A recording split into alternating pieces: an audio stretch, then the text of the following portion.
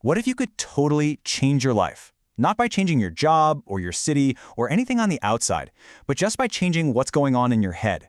Well, that is the bold promise of Jeff Keller's book, Attitude is Everything. And today, we're going to dig into exactly how that's even possible. You gotta let this quote sink in for a second. It's from the legendary psychologist William James, and it's really the key to this entire idea. The big takeaway is this: stop trying to change your circumstances first. Instead, change your attitude, and your circumstances will have no choice but to follow. That right there is the foundation for everything we're about to talk about. So to really get the power of this idea, we've got to meet the author, Jeff Keller. But here's the thing. We're not meeting him as some kind of motivational guru who's always had it all figured out. No. We're meeting him at his absolute lowest point, as a lawyer who was, on paper, successful, but in reality was deeply, deeply unhappy and felt totally stuck. I mean, just look at this. This was his life. Yeah, he was a successful lawyer, but he hated getting out of bed every morning. That stress was literally making him sick. We're talking constant headaches, a stomach in knots. He was in his late 20s but looked like he was 40. And in his own words, he just felt spiritually dead. He'd achieved the dream only to realize it was a total nightmare. And this was the breaking point.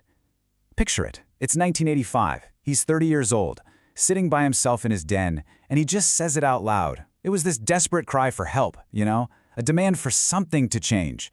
There's gotta be more to my life than this. There's gotta be more than all this misery. And here's where the story gets kind of wild, because the answer came from the most unlikely place imaginable. It's 1 a.m, he can't sleep, he's just flipping through channels, and he lands on an infomercial for something called the mental bank. Now, normally you just roll your eyes and flip past it, right? But that night, he was so desperate that he grabbed his credit card and made this impulsive purchase that completely changed the course of his life. So that crazy late-night program was the spark. It was the catalyst that led him to the first huge lesson of the book: success, and really your whole life. It all begins in the mind. He realized that everything we do, everything we feel, everything we achieve, it starts right here, between our ears. It all comes down to the power of our thoughts. Now this is the main metaphor in the whole book, and it's absolutely brilliant. Think of your attitude not as who you are, but as a window you look through to see the world. When we're kids, that window is squeaky clean. But then, well, life happens, right? People criticize you, you face rejection, you get disappointed, and all that stuff is like mud getting splattered on the glass. But here's the crucial part. It's your window. You can always choose to clean it. So what does a clean window versus a dirty window actually look like? Well, someone with a positive attitude, a clean window, their default setting is, I can. They look for solutions. On the other hand, someone with a negative attitude, a dirty window, their default is, I can't, and they just get stuck on the problems. One sees endless possibilities. The other sees only limitations. So be honest with yourself. Which window are you looking through most days? This Henry Ford quote just nails it. It perfectly sums up what Keller calls the law of dominant thought. The idea is that we are all like human magnets. Our strongest, most dominant thoughts are constantly pulling our reality toward us. If you're always thinking about success, you'll start spotting opportunities everywhere. If you're obsessed with failure, well, you'll find plenty of reasons to fail. Your mind is always working to prove you right. Okay, but thoughts are just the start, right? They're kind of invisible, just floating around in your head. How do they start to actually change things in the real world? Well, that brings us to the second part of the formula, the incredible power of your words. I absolutely love this slide because it shows the chain reaction so clearly. It all starts with your recurring thoughts. Those thoughts turn into the words you say out loud. The words you keep saying then harden into your beliefs. Your beliefs, of course, drive your actions, and your actions create your results. But here's the secret. Your words are the leverage point. They're the bridge from your inner world to your outer world. You can change the entire chain just by changing the words you use. Now, you might think this is such a small thing, but come on, think about how many times a day someone asks you, "How are you?" When you reply with "not too bad" or same old, you are literally programming yourself for a mediocre day. You're draining your own energy. But when you say terrific or excellent, even if you don't totally feel it yet, something shifts. You stand a little straighter. You energize yourself and the person you're talking to. You are programming yourself for a great day. All right, so we've got positive thoughts and we've got positive words. But Keller is crystal clear on this point. That's all just fuel in the tank. If you actually want to go anywhere, you've got to turn on the engine. And that engine, the third and final part of this whole thing, is taking committed, relentless action. This right here is the heart of it. This isn't just about trying hard. It's a decision.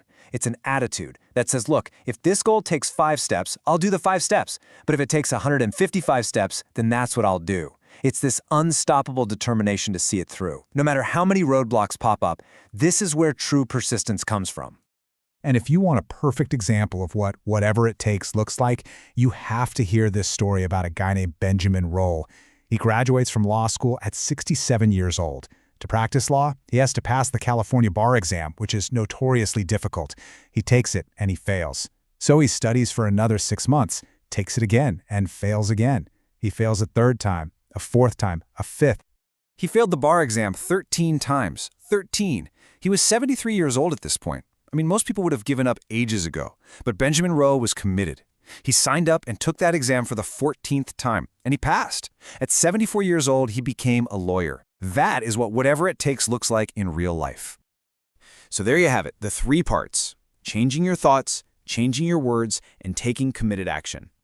Let's bring this all back around and see what happened to our unhappy lawyer, Jeff Keller, once he started using these exact same principles in his own life. And this timeline just shows you the result. It wasn't an overnight thing, you know? But starting with that one infomercial, a totally new path opened up. Within a few years, he was teaching others what he'd learned. By 1992, he walked away from law for good to become a full-time speaker and author. He's the living proof of his own big idea. You change your attitude, and you will change your life. So we end up right back where we started, with that powerful idea of the window. Jeff Keller cleaned his. Benjamin Roll cleaned his. The whole book is packed with stories of people who did. And that brings the question right back to you, doesn't it? Take an honest look at the filter you're seeing your own life through. Is it clean and clear, showing you all the possibilities? Or has life splattered some dirt on it? Is it time for you to clean your window?